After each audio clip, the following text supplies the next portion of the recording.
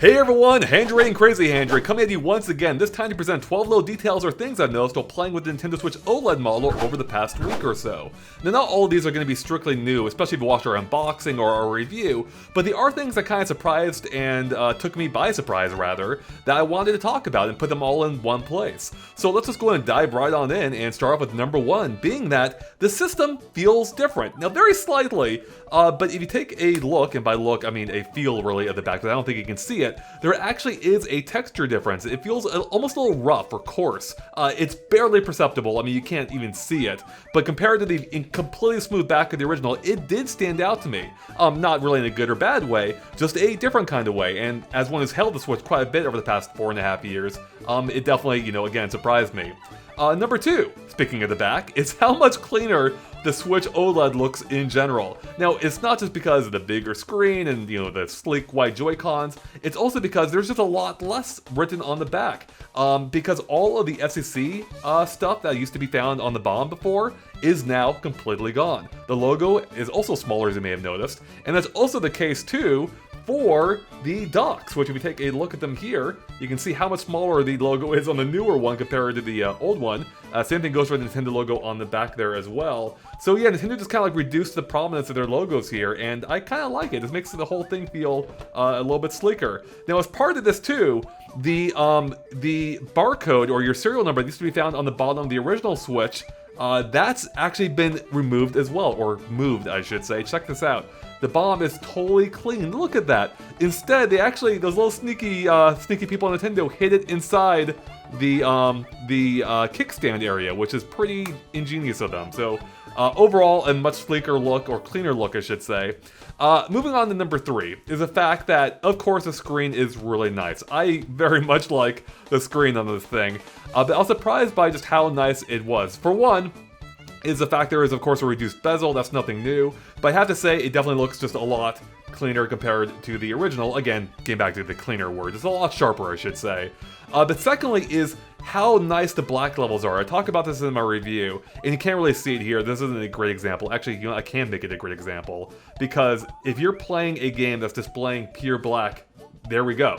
It's pure black, and it was especially cool in Metroid, where the environment, which is often pure black, like between rooms, just extends into the border of the screen. And I was playing it at night, so it felt like there was no edge to the screen. It was so nice, whereas you don't get that on the original model, which I can't show you right now, just because of how the LCD technology works, where you can always see the black levels. So yeah, that is quite nice. We're gonna go ahead and exit out of cruising.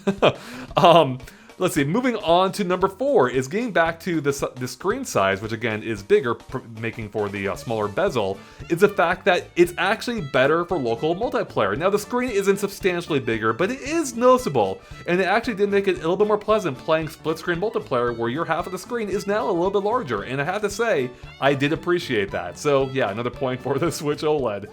Moving on to number five, I believe, is that while we're on the topic of the screen, it works better outside. Luckily today actually ended up being a sunny day in Seattle, one of the few rare ones we've had recently, and are right outside, compared this screen to the other, and we'll have a whole test video about this, but I can't show you right now, obviously.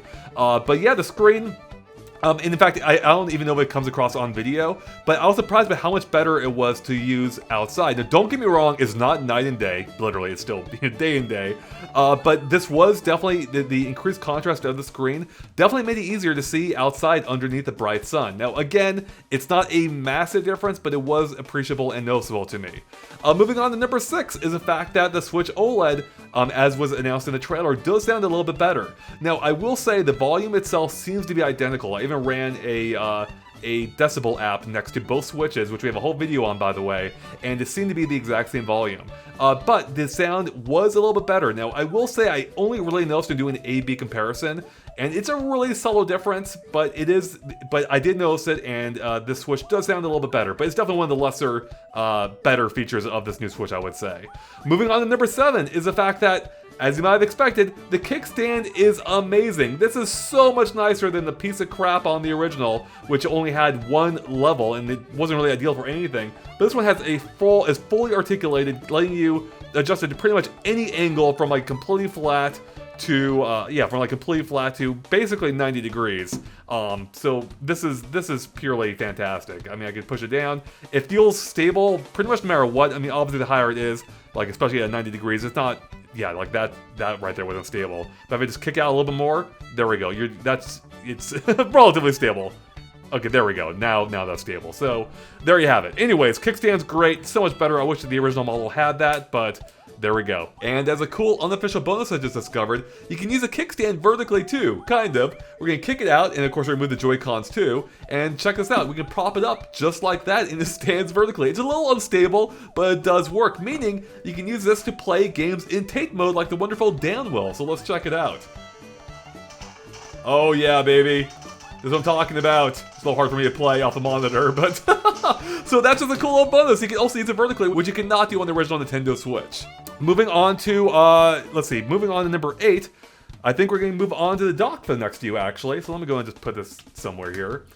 So we already covered the dock a little bit, but what kind of surprised me was a couple of things. One being that for one, the cable management is way nicer. It has this half circle now, unlike the square, smaller shape of the original, and it just gives you more room and more freedom to move your cables around, which is really nice, so I very much appreciate that. Now, if we want to get to the cables, I think this is part of the same number. When you pull